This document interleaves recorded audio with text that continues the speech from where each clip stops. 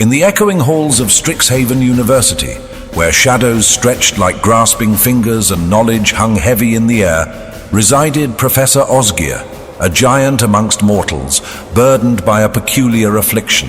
Unlike his kin, who craved conquest and reveled in the raw power that coursed through their veins, Osgir was haunted by the whispers of a bygone era. Relics, not riches, were his obsession. A chipped shard of pottery, a tarnished spoon. Each held the faint echo of lives long extinguished, stories etched in the patina of time. This fascination curdled into a compulsive hoarding during his student years. Lawhold's meticulously curated dig sites, where the past was unearthed with scholarly reverence, became his personal treasure trove. He'd sneak away with trinkets, his room overflowing with the detritus of forgotten civilizations. Stern pronouncements of "history belongs to us all" echoed in his ears, a constant reminder of his transgression. Driven by this peculiar covetousness, Osgir delved into the arcane arts, specifically a most curious brand of magic duplicative restoration. It wasn't enough to possess a fragment of the past. He craved not just ownership, but a complete resurrection.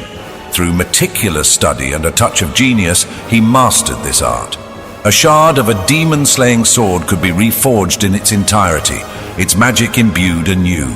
A fragment of an elven music box with its intricate mechanisms and haunting melody could be reborn, its song echoing once more. The thrill of holding a complete artifact, a tangible piece of a forgotten world, was intoxicating. But Osgir wasn't just a historical voyeur. He was a magpie, a collector with an insatiable hunger. The magic of duplication allowed him a perversion of the acquisitive impulse. With every meticulously restored relic, he'd create a perfect replica, an identical twin for his own private collection.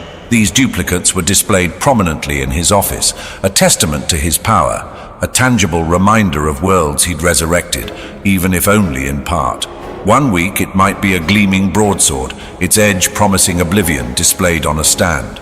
The next, a delicate music box, its tinkling melody a spectral echo of elven revelry, would grace his desk. This peculiar duality, the scholar meticulously preserving the past, the covetous collector hoarding it for himself, created a dissonance within Osgir. His colleagues, those dry, lore-obsessed professors who thrived on the dissection of history, likely viewed him with suspicion.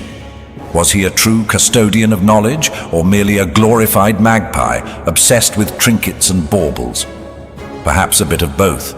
One could imagine, late at night after the students had scurried back to their dorms and the classrooms lay silent, Osgir pacing his office.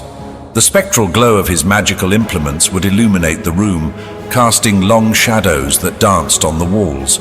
He'd move from artifact to artifact, his giant fingers brushing against the smooth surface of a replicated elven comb, the weight of a recreated dwarven warhammer heavy in his hand.